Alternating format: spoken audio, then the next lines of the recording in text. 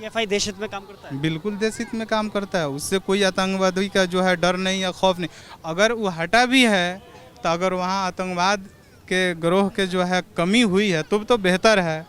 अगर आए दिन उसी तरह से अगर हालात होते रहते हैं तो फिर सही नहीं है। अगर खौफ है तो लोगों को कहिए आरएसएस जो है जो जहर उगलती है उससे जो है जहर ना उगले। अगर हम इस्लामी मुल्क बना के भी क्या चाहेंगे, उससे हमको क्या मिलेगा? अगर कुछ मिल जाता तो हम बोलते, लेकिन उससे हमको कुछ मिलेगा नहीं। ऐसे पीएफआई संगठन का आप समर्थन करते हैं जिस पर यह आरोप लगा कि पीएम मोदी को मारने की साजिश रची? नहीं, यह हम नहीं मानते हैं। उसकी सोच ये नहीं है। उसकी सोच ये है कि कौमों को जगाया जाए, उनको पढ़ाया लिखाया जाए, उनको जो है तालीम के म्यार को बढ़ाया जाए। नमस्कार, मैं हूं केशव मालान। पूरे देश भर में पीएफआई यानी कि पॉपुलर फ्रंट ऑफ इंडिया के खिलाफ शिकंजा कसना शुरू हो गया है। एनआईए और ईडी की बात करें तो केंद्रीय जांच एजेंसियां पूरे देश भर में उसके खिलाफ में अभियान चलाए हुए हैं, एक्शन मूड में हैं। अगर बात करें अब दूसरा चरण एनआईए एजेंसी का है तो दूसरे चरण में दिल्ली के शाहीन बाग से अभी हाल ही में 30 संदिग्ध लोगों को गिरफ्तार किया गया है। पीएफआई पर शिकंजा कसने के लिए आरोप है कि वह पीएफआई से जुड़े हुए थे, सक्रिय कार्यकर्ता थे। यही कारण है कि आज यहाँ पर केंद्रीय बल की जो एजेंसियां हैं वह अर्धसैनिक बल हैं वहाँ गश्त लगा रहे हैं। पीछे आप देख सकते हैं कि शाहीन बाग का इलाका है। इस समय शाहीन बाग में मौजूद हैं और यहाँ पर ये गश्त की जा रही है। यहाँ पे टुकड़ियाँ तैनात कर दी गई हैं और हाल ही में यहाँ पर लगभग 30 संदिग्ध लोगों को गिरफ्तार किया गया है। बताया गया कि उनका संबंध पीएफआई से था, पीएफआई के सक्रिय कार्यकर्ता थे। आप देख सकते हैं किस तरह से अर्धसैनिक बल यहाँ पर गश्त करने में लगे हुए हैं कि कहीं ना कहीं एक शाहीन बाग को केंद्र माना गया जहाँ से आज बड़ी कार्रवाई करते हुए 30 लोगों को हिरासत में लिया गया है।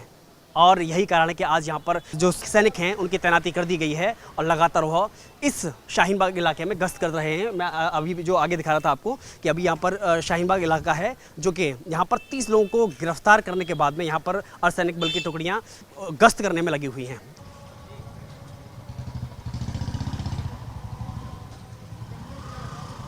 वर्तमान की अगर बात करें, हिंदुस्तान का अगला पीएम किससे देखना चाहते हैं? जो आइन के एतबार से अगर काम करते हैं, आवाम उन्हीं को चुने तो बेहतर है। नहीं, सवाल तो इसमें ये बनता है कि भाई पिछले 8 साल से पीएम नरेंद्र मोदी हैं देश के, तो आपको क्या लगता है उन्होंने क्या आवाम के लिए काम किया?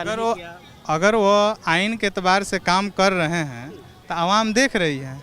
आपको क्या लगता है, आप क्या देख रहे हैं कि वो एतबार से काम कर रही है या नहीं कर रही है? नहीं, देखिए, हमने आप भी एक जनता है, आप भी जनता का एक पार्ट है।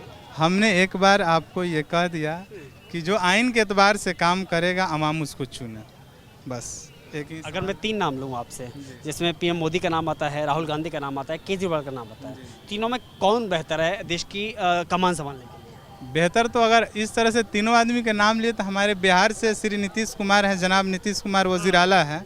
तो बेहतर तो वही है कि मुल्क को चलाने के काबिल एहतराम वही हैं। लेकिन अगर आवाम जिसको चाहे चुन सकती है, उसकी हक है। आपको लगता है कि विपक्षी दल एक होकर के नीतीश कुमार को पीएम पद का उम्मीदवार बनाएंगे? हमको उम्मीद है। उम्मीद है। बिल्कुल। तो आपको लगता है कि राहुल गांधी पीछे हट जाएंगे और नीतीश कुमार को आगे करेंगे? हम ये नहीं कहेंगे कि राहुल गांधी हट जाए या सामने आए। हम उनके बारे में कोई तबसरा या उन पर कोई जो है कुछ नहीं कह सकते हैं। विपक्षी दलों में ममता बनर्जी पीएम बनना चाहती हैं, केजरीवाल पीएम बनना चाहते हैं, नीतीश कुमार पीएम बनना चाहते हैं, शरद पवार पीएम बनना चाहते हैं और राहुल गांधी खुद अपने आप में पीएम बनना चाहते हैं। जी ठीक है, लेकिन हमारी अगर इस तरह की बात अगर आप पूछ रहे हैं तो जनाब वज़ीर आला बिहार के जो अभी मौजूदा हालात में हैं, बेहतर है कि उन्हीं को सब लोग चुनकर जो है हमारे जो है उन्हीं को लोग चुने और उनको पीएम के उम्मीदवार बनाएं। तो सीएम किसे बनाएंगे? तेजस्वी यादव को? वो तो बिहार की जनता बताएगी किसको। आप भी बिहार की जनता है। वो ठीक है, लेकिन वो तो बिहार की जनता बताएगी कि किसको जो है। आप एक मुस्लिम समुदाय से होने के नाते एक सवाल ये बनता है कि सबसे ज़्यादा सवाल खड़े होते हैं मोदी सरकार पर कि इस सरकार में मुस्लिम असुरक्षित है या फिर हिंदू मुस्लिम या मंदिर मस्जिद की राजनीति ज़्यादा हुई है, कहीं ना कहीं विकास से इतर।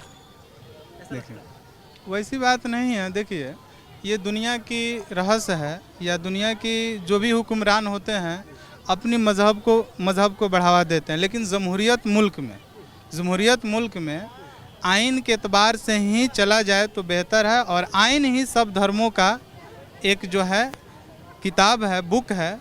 उस एतबार से अगर चलेंगे तो मुल्क भी सुरक्षित रहेंगे, यहाँ के हर आवाम भी सुरक्षित रहेंगे। नहीं तो हर एक आपस में कोई भी मज़हब के लोग हो तो भाई भाई होते हैं और आपस में लोग लड़ेंगे तो फिर मुल्क को ही बर्बादी होगा। अगर एक मुस्लिम कम्युनिटी को अगर कोई जो यहाँ अक्सरियत में है, अगर अक़लियती को कोई जो है अगर दबा रहा है, अगर उसका पैर कट रहा है या हाथ टूट रहा है, फिर वो किसके पास हाथ फैला है? वो अपने भाई के पास जो अक्सरियत में है हिंदू कौम, उन्हीं के पास जाएगा। तो फिर जो है अगर हिंदू कौम उनको जो है मदद करेगी तो फिर परेशानी उन्हीं को होगी ना। तो इससे बेहतर है कि दोनों मिलकर रहे, यहाँ अमन से रहें। सदियों से आदमी रहा है और हमारी ख्वाहिश है कि हर लोग मिलजुल कर ही रहे। 3 सवालों पे मैं हाँ या ना में आपसे जवाब चाहता हूँ। पहला सवाल कि कश्मीर से, जम्मू कश्मीर से धारा अनुच्छेद 370 हटाया गया, ये फैसला मोदी सरकार का सही था या गलत? देखिए, ये केवल अगर सही और गलत में पूछना चाहता हूं। नहीं, अगर जो है अगर आइन के एतबार से देखा जाए, अगर आइन में जो होगा उस एतबार से तो वहाँ के आवाम के जनता से मशवरा करके हटा देना चाहिए। अगर वो हटा भी है तो अगर वहाँ आतंकवाद के गिरोह के जो है कमी हुई है तो बेहतर है। अगर आए दिन उसी तरह से अगर हालात होते रहते हैं तो फिर सही नहीं है। अगर वहाँ कमी हुई है तो बेहतर है। तो सरकार का प्रयास ठीक था या गलत? नहीं, हम तो सरकार जो भी करती है बेहतर करती है, अपने से अच्छा ही सोचती हैं। ठीक है, दूसरा सवाल, राम मंदिर का जो फैसला आया सुप्रीम कोर्ट के हवाले से ही आया सही, लेकिन मस्जिद के लिए अलग ज़मीन देना और मंदिर के लिए अलग ज़मीन देना, ये फैसला सही था या गलत? देखिए एक सर, लंबे समय से चल रहा है। सुप्रीम कोर्ट पर कोई हम तबसरा दे नहीं सकते हैं, चूँकि वो आइन के एतबार से हमारी जो है सुप्रीम कोर्ट चलती है। इस एतबार से उस पर कुछ बोलना या उन पर जो है कुछ कहना, ये हमारे जो है वक़ार के ख़िलाफ़ है, इसलिए हम उसके खिलाफ नहीं बोल सकते। तीसरा सवाल, पीएफआई पर शिकंजा कसना, पूरे देश भर के 15 राज्यों में 98 से ज़्यादा ठिकानों पर छापेमारी करके 200 से ज़्यादा लोगों को गिरफ्तार करके उसको शिकंजा कसने की कोशिश करना, ये एक्शन सरकार का सही है या गलत है? देखिए, जो भी दौरे हुकूमत में पार्टियां रहती हैं ना, तो अपने जो है विपक्षी दलों को कमज़ोर करने के लिए या उनकी कमी को जो है आवाम के सामने उजागर करने के लिए वो वैसे काम करती रहती है। आइंदा भी सरकार में वैसे होती रही है, जैसे इंदिरा गांधी के दौर में। पीएफआई भले ही इस्लामिक संगठन है, आप क्या मानते हैं वो सामाजिक कार्यकर्ता है या आतंकी गतिविधि जो सरकार कहता है उनसे जुड़ा हुआ संलिप्त पाया जाता है? नहीं, उससे तो जो है कभी भी जो है वैसी आतंकी संगठन से तो वैसी बात है नहीं। वो जहाँ भी देखते हैं हर कौम को जो है कम्युनिटी या एक कौम को तालीम के म्यार में ले आने को चाहती है। जो भी कौम अगर तालीम के म्यार में अगर आगे बढ़ती है तो फिर समझिए मुल्क भी बढ़ेगी, ऐसे थोड़ी बात है। पीएफआई देश हित में काम करता है? बिल्कुल देश हित में काम करता है, उससे कोई आतंकवादी का जो है डर नहीं या खौफ नहीं। अगर खौफ है तो लोगों को कहिए आरएसएस जो है जो जहर उगलती है उससे जो है जहर ना उगले, बल्कि जो मोहन भागवत जी बोले थे कुछ दिन पहले कि हर मस्जिद में जो है नहीं ढूंढा जाए, उनकी हम जो है उनके जो है जवाब को हम बहुत एहतराम से इज़्ज़त करते हैं और आइंदा भी उनसे जो है हम ख्वाहिश रखते हैं कि अच्छी सोच और अच्छी विचार रखेंगे। इस मुलाकात का आप स्वागत नहीं करेंगे कि जब दिल्ली में आकर के मोहन भागवत इमाम से मुलाकात करते हैं, मदरसे में जाकर के बच्चों से बातचीत करते हैं? बिल्कुल बिल्कुल अच्छी बात है, ये तो होनी चाहिए। जो भी कौम अक्सरियत में हो, अपने से अक़लियती कौम को उनको जो है उनकी हक है कि उनको जो है आगे फलने और फूलने का मौका दे, ताकि दुनिया में इस अजीम मुल्क जो हिंदुस्तान अजीम मुल्क में आता है जमहूरियत का, और भी लोग दूसरी कौम और दूसरे ममालिक के लोग देखकर भी इनसे जो है खुश हो कि भाई यहाँ का मुल्क जो है सबसे दुनिया में सबसे खूबसूरत है, जिसने अल्लामा इकबाल इसी बिना पर बोले थे कि सारे जहाँ से अच्छा हिंदुस्तान हमारा। देखिए, 2 बातें हैं इसमें। आज जैसे आपने आरएसएस का जिक्र किया, आरएसएस के ऐसी 2 घटनाएं जहां आपको लगता है कि आतंकी घटनाओं में उसका हाथ पाया गया हो। दूसरी तरफ मैं नहीं कह रहा हूं, जांच एजेंसियां ये कहती हैं कि पीएम मोदी को मारने का प्लान पीएफआई ने रचा था, उसके लिए 2 आतंकी पाए गए। दूसरा, 2047 में इस्लामिक राष्ट्र बनाने का जो मॉड्यूल पाया गया वो पीएफआई से पाया गया। मैं नहीं कह रहा हूँ, ये जांच एजेंसियों ने कहा। उन्होंने कहा कि विदेशी फंडिंग उनको होती थी। तो आप इस पर यकीन रखते हैं या नहीं रखते हैं? दूसरा, आरएसएस को कोई ऐसे 2 घटनाएं जिसमें आपको लगता है कि उसको बैन लगाना चाहिए? देखिए, सबसे पहली बात यह है कि जब हमारे अकाबिर मौलाना अबुल कलाम आज़ाद यही दिल्ली के जामे मस्जिद से जो है उन्होंने ऐलान किया था कि आए मुसलमानों जो है दूसरे जो पड़ोसी मुल्क बना पाकिस्तान कि वहाँ मत जाओ, अपने आबाओ अजदाद को जो है मुल्क छोड़कर मत जाओ। दूसरी बात, इस मुल्क को आज़ाद कराने के लिए हमारे जो है रहनुमा या हमारे कौम बहुत सी कुर्बानियाँ दी है। ऐसी बात नहीं है कि हमको कोई इस्लामी ममालिक बनाना है। सबसे दुनिया में अगर आज के दौर में है जहाँ भी जमहूरियत है वो सबसे बेहतर है। अगर हम इस्लामी मुल्क बना के भी क्या चाहेंगे, उससे हमको क्या मिलेगा? अगर कुछ मिल जाता तो हम बोलते, लेकिन उससे हमको कुछ मिलेगा नहीं। सबसे बेहतर है कि जमहूरियत मुल्क हो, हर मज़हब का जो है सम्मान और इज़्ज़त किया जाए और उनको हर कौम को जो है आगे बढ़ाने का मौका दिया जाए। हमारी यही ख्वाहिश है। हमारी ये कभी ख्वाहिश नहीं है या हमारी कौम की कभी भी ख्वाहिश नहीं है ये मुल्क जो है इस्लामी मुल्क हो, नहीं हो। तो ऐसे पीएफआई संगठन का आप समर्थन करते हैं जिस पर यह आरोप लगा कि पीएम मोदी को मारने की साजिश रची? नहीं, यह हम नहीं मानते हैं। उसकी सोच ये नहीं है। उसकी सोच ये है कि कौमों को जगाया जाए, उनको पढ़ाया लिखाया जाए, उनको जो है तालीम के मेयार को बढ़ाया जाए।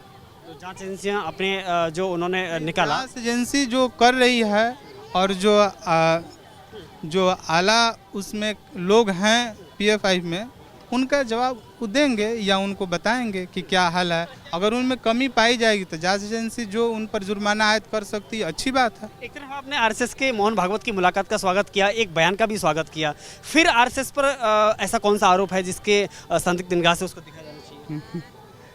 देखिए, जिस समय जो है आरएसएस इस मुल्क को, आप वीर सावरकर लोग कहते हैं, सावरकर, यही मुल्क है कि सावरकर जो है अंग्रेज़ों से वजीफ़ा पाया है, ये सारी दुनिया जानती है। फिर जो है जब यही सुभाष चंद्र बोस है, इंडिया गेट में हम लोग खड़े हैं कि जब जो है और लोग जो है ये हो रहे थे, तो उस ज़माने में जो है इन्होंने पीछे हट गए थे, कहते कि नहीं हम इनके खिलाफ़ नहीं हैं, जिसमें भगत सिंह और जो है इनके अशफाक़ुल्लाह खान साहब, इनको जो है शहीद कर दिया गया। लेकिन इन्होंने जो है पीछे हट गया कि नहीं हम इस समर्थन से हम अपनी बात को वापस लेते हैं। तो जब आप एक तरफ अंग्रेज़ों के जो है आप क्या बोलते हैं परवरिश करते हैं, दूसरी तरफ कहते हैं कि हम देशभक्ति हैं, देशभक्ति, ऐसा कैसे हो सकता है? आज को फक्र नहीं है आपको कि आज आपके पीछे से देश के इंडिया गेट पर पीछे सुभाष चंद्र बोस की मूर्ति लगाई? फक्र है, बिल्कुल हमको फ़ख्र है कि उन बुज़ुर्गों को हम तहे दिल से शुक्रिया अदा करते हैं कि उनकी ज़िंदगी जिस मुसीबत से गुजरी और अंग्रेज़ों से जो है जिन्होंने जंग किया, आज हम इस हिंदुस्तान में खुशी होकर जो है खुशगवार हवा ले रहे हैं। आखिरी सवाल, आज राजपथ पर नहीं कर्तव्य पथ पर खड़े हैं? जी, बस हुकूमत की जो है बदलने का जो है एक तरीका है, जगह का बदल रही, अच्छी बात है। हुकूमत जो भी है, जो भी काम करे अच्छी करे, आइन के एतबार से करे, बेहतर है। लेकिन लोगों को हमेशा ये ख्वाहिश होनी चाहिए कि नफ़रत ना फैले।